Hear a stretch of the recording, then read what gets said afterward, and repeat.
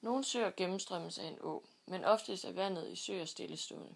Dette betyder, at der opstår forskellige temperaturer, ilt og næringsstoffer i lagene mellem bund og overflade. Søerne kan inddeles i to slags: den næringsfattige og den næringsrige sø.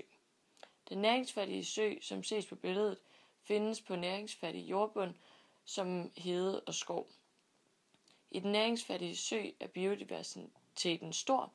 Det vil altså sige, at der findes mange forskellige arter, men kun få af hver slags.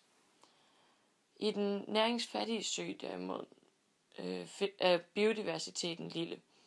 Der er altså få arter, og derfor ikke ret meget konkurrence, og kun få fjender. Derfor er der mange af hver art. Fotosyntese er helt enkel. Her er en tegning af den.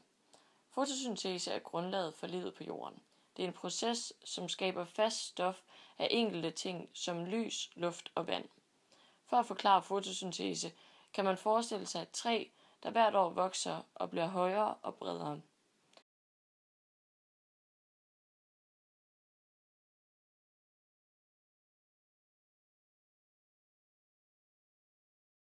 Dette sker ved hjælp af solens energi og enkelte byggesten, som findes overalt.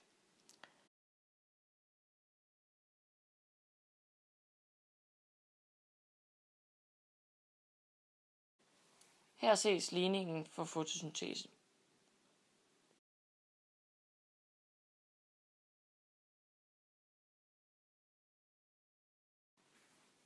Når mennesker, dyr og planter ånder, forbrænder de sukker og ilt for at få energi.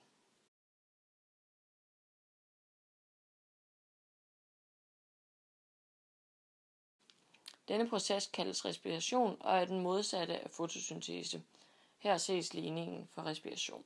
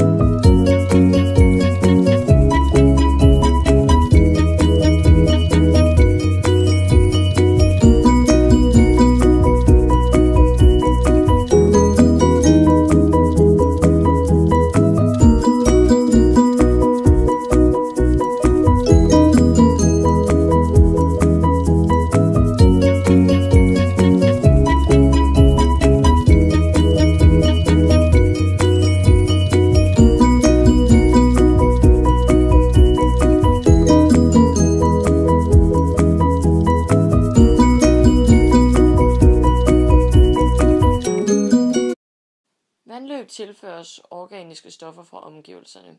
Dette kan fx være spildevand eller gylde og gødning fra landbruget. Det organiske stof er en slags næring til nedbryderfødekæden, som nedbryder det. Hvis der kommer for meget organisk stof, kan der opstå iltsvind i søen. Plantenæringsstoffer virker som et næringsstof for alger, som opblomstrer. Når planteplanktonalger dør og nedbrydes, kan der opstå iltsvind. Dette sker fortrinsvis i søer, hvor vandet opholder sig i længere tid. Luft kan indeholde 30 gange så meget ilt som vand ved samme temperatur. Ilt diffunderer desuden 10.000 gange hurtigere gennem luft end vand. Derfor har vandlevende dyr altså sværere ved at skaffe sig den nødvendige iltmængde for at kunne overleve. Det er forskelligt fra dyr til dyr, hvor gode de er til at optage ilten fra vandet, og derfor er det også forskelligt, hvilke miljøer de kan leve i. Det ses af billedet, hvilke dyr, der kan leve i hvilke vandmiljøer. Rottehaler er et eksempel på dyr, som er en forureningsindikator.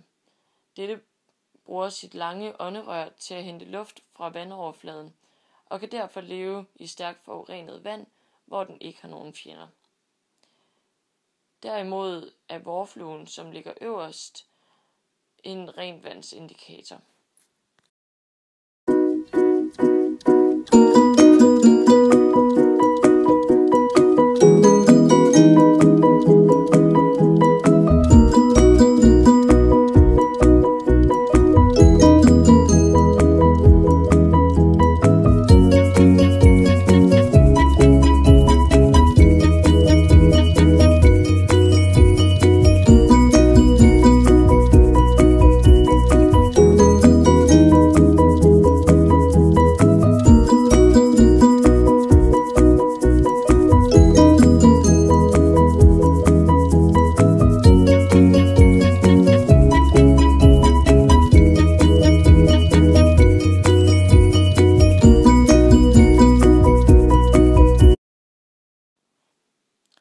Makroindeks er den arbejdsmetode, vi har brugt til at undersøge søerne. Makroindeks kan bruges til at vurdere en sø, en å eller et vandløbs forureningsgrad ved at se på, hvilke dyr, der lever på det pågældende sted.